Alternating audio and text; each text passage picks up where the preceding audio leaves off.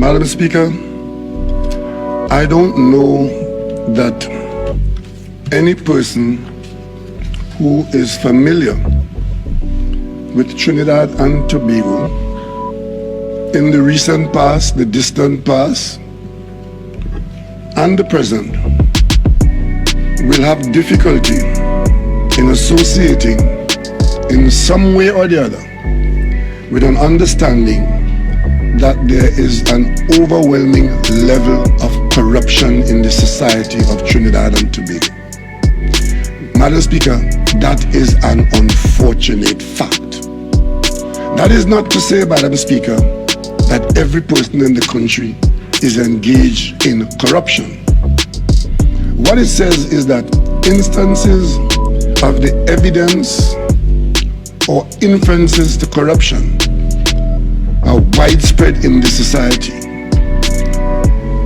And Madam Speaker, our society is not unique in that respect. And where the difficulty lies is that while we may be like other societies in experiencing instances of corruption, the issue before the House is what do we do about it? Madam Speaker, if we do nothing about it, and it can be seen to be a seed that grows, flourishes, it will reproduce its kind, Madam Speaker. Because persons who otherwise would have been moved to behave in an incorruptible manner would look at the actions of others and believe that since those who are in breach of the codes and the laws and the ethical standards, since they are doing it and are prospering in some instances by doing it with impunity or without notice, or worse, Madam Speaker, of being portrayed as being smart enough to get by, then, Madam Speaker, the only thing that could happen then is that corruption will flourish in the society. And when that is so, Madam Speaker, the ones who pay the price for that corruption are usually those who are least able to afford the cost. And that is why the Parliament needs to act.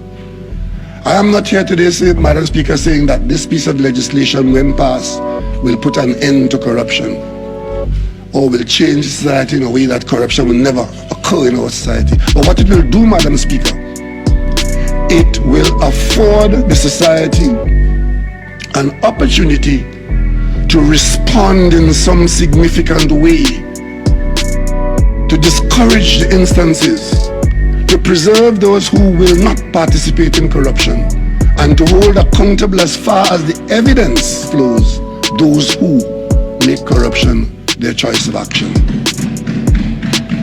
Madam Speaker, in speaking about corruption, I am not talking about a class or category of persons in the society.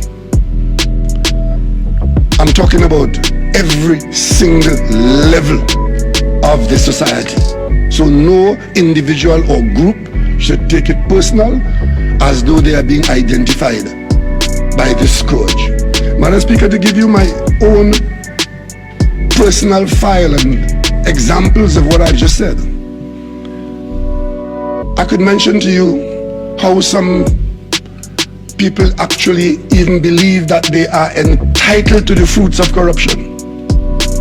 I was a minister of government in this country in the early 1990s, and I went to office one morning and I discovered there was a gentleman sitting there waiting for me outside the door.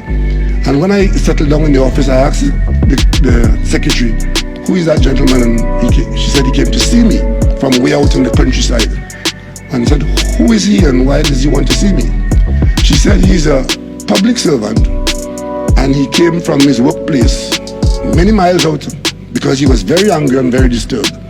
So I agreed to see him, and he came in and he was furious. And the reason why he was furious, because he came to tell me that somebody had promoted him from where he was working.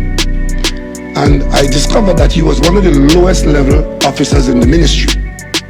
And he got a promotion, and he had to move from that location to a location closer to the East-West Corridor. I thought this gentleman would have been happy for that promotion and to have been moved from where he was based to this location.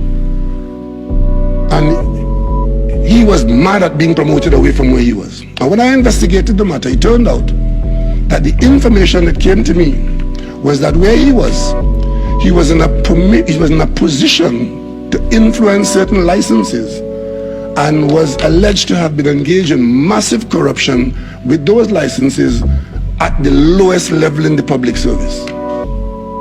Madam Speaker, I was shocked that a person could refuse promotion, hoping to stay at the lowest level so that you can engage.